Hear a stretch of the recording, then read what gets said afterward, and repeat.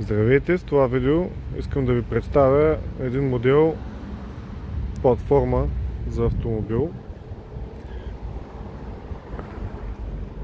На вниманието ви е Neptune N27 420 2ATB. Това е точното наименование на този модел. Виждате платформа с дължина 4,2 метра, ширина 2,05 и лек борд, който е висок 6 см. 2 тона и 700 общо тегло, кнот система, мостове на кнот, теглич на кнот,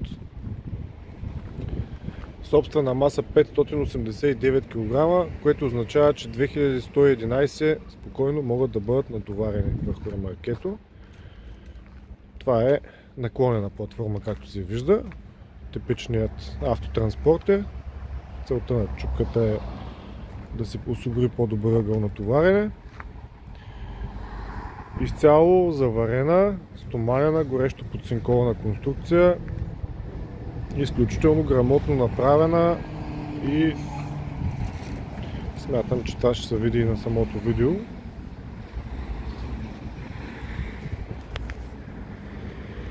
Колелата са 13 цолове, 195 на 50 карго гуми.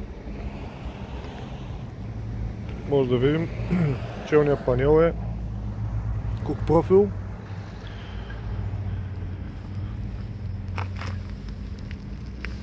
Рамката е изцяло заварена, не просто прекапано тук-там е като на някои други производители. Може да видим заварките.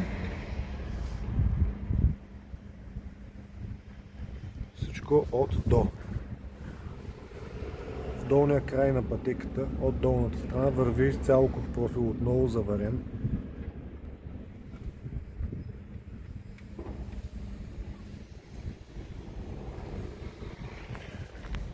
Рампите са с дължина 2 метра. Имаме тежко опорно колело.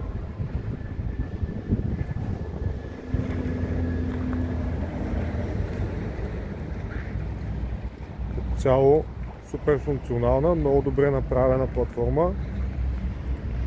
От всякъде заварена, което автоматично елиминира всякакви последващи проблеми с разхлабващи се нитови и резбови съединения. Солидно шаси, достатъчно ниска, за да е стабилна. И не на последно място, цената е 6666 лева с включен ДДС. Честнои платформи, буквално днес сме ги разтоварили. Имаме наличности при нас в автосалон Одесус, град Варна.